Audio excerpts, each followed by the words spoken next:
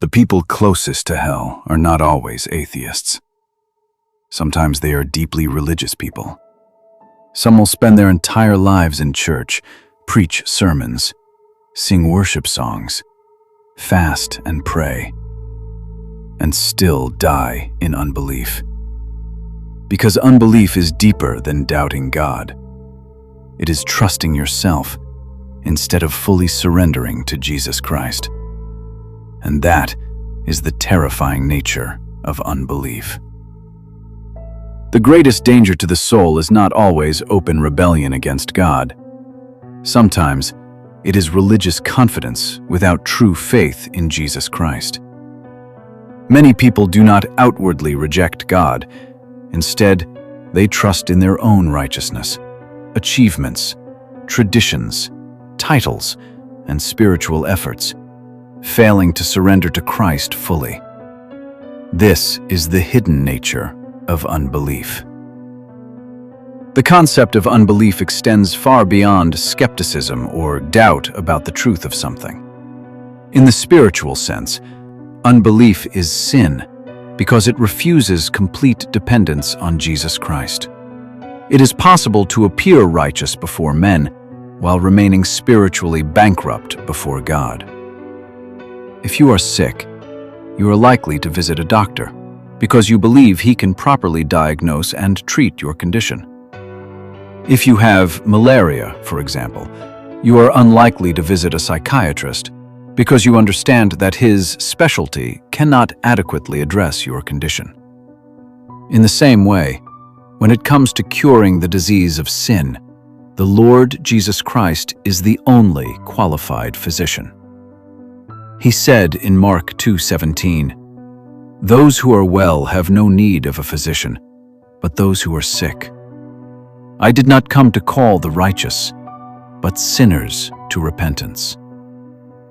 Jesus did not come for those who believe they can save themselves. He came for those who recognize their spiritual helplessness and place their trust entirely in Him. We have faith in Jesus Christ when we abandon our efforts to please God and, in full repentance, rely entirely on Him to make us righteous and holy.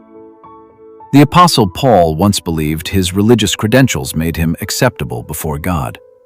He trusted in his heritage, discipline, religious devotion, and outward obedience. Yet he later discovered that all those things could not save him. Paul declares in Philippians 3:4-6, "If anyone else thinks he may have confidence in the flesh, I more so.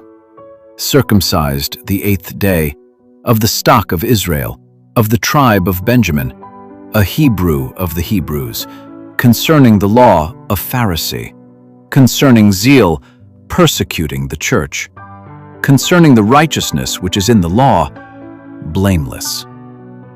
Before his conversion, these were Paul's spiritual bragging rights.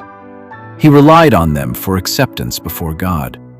He emphasized his circumcision, his Israelite heritage, his tribe of Benjamin, and his strict Pharisaic lifestyle. Outwardly, he appeared blameless. Yet despite all this, Paul was spiritually sick and did not know it. On the road to Damascus, everything changed. Paul suddenly realized that the very things he trusted for salvation had actually separated him from God. His confidence in the flesh had blinded him to his desperate need for Christ. He discovered that justification could never come through works of law, but only through faith. As Scripture says, "Therefore we conclude that a man is justified by faith apart from the deeds of the law." Paul once appeared righteous before men, but inwardly he was still in bondage. Like many people today, he trusted in outward performance instead of surrendering fully to God. The same danger exists today. Many people place confidence in church titles, theological knowledge, ministry success, fasting, public reputation, spiritual gifts, or religious activity. Some boast in being bishops, apostles, prophets, or spiritual leaders. Others trust in years of ministry, prayer, fasting, or biblical knowledge. Yet none of these things can replace genuine faith in Jesus Christ. Religious achievements can create an illusion of spiritual security, while the heart remains far from God. The sin of unbelief does not disappear in the presence of human accomplishments. We cannot experience the cleansing power of Christ while still clinging to self-confidence. Scripture reminds us that, in our flesh, nothing good dwells. True faith begins where self-confidence ends. The old sinful life is rooted in unbelief. At its core, unbelief refuses complete trust and surrender to Jesus Christ. Before salvation, we were bound by sin, controlled by the flesh, and separated from God. Scripture describes this former life as the old man.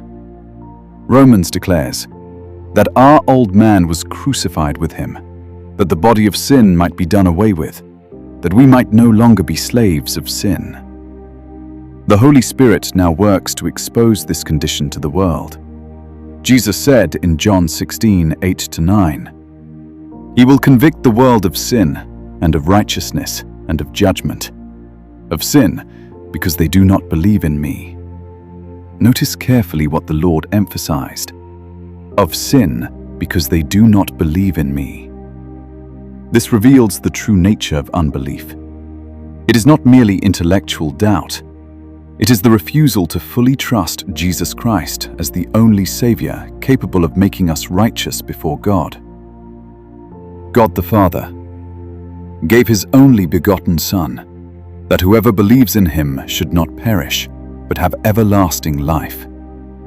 To believe in Christ means abandoning self-righteousness, rejecting confidence in works, surrendering excuses, and trusting completely in His perfection. The story of the rich young ruler perfectly illustrates this truth. This man appeared morally upright and religiously disciplined. Yet, despite all his obedience, he lacked assurance before God. Deep within, he knew something was missing. Matthew 19:16 says, "Good teacher, what good thing shall I do that I may have eternal life?" The Lord instructed him concerning the commandments, and the young ruler responded confidently that he had kept them from his youth. Matthew 19:18-20 says, "You shall not murder, you shall not commit adultery, you shall not steal, you shall not bear false witness, honor your father and your mother, and you shall love your neighbor as yourself." And the man responded, "All these things I have kept from my youth. What do I still lack?" Outwardly, this man looked righteous. Human logic would conclude that such a person was already acceptable before God. Yet he still lacked eternal life, because his heart was attached to something greater than Christ. His possessions occupied the throne of his heart. So the Lord exposed the true condition of the man's soul. Matthew 19:21.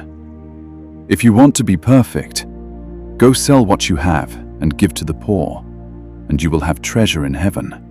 And come, follow me." Jesus was revealing that salvation requires dethroning everything that competes with Him. Today, people may value education, ministry, wealth, influence, theological credentials, social standing, or personal achievements more than Christ Himself. But wherever our treasure is, that is where our heart will be also. As the Lord said in Matthew 6:21, "For where your treasure is, there your heart will be also." Many people think unbelief only exists in atheists, skeptics, or people who openly reject God. But Scripture reveals something terrifying. Unbelief can hide behind prayer, church attendance, ministry titles, biblical knowledge, and outward morality.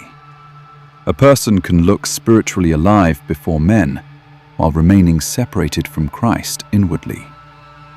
But if unbelief is the hidden root, then what does it eventually produce in a person's life? And how does Jesus Christ completely break its power? That is what we will uncover in part 2.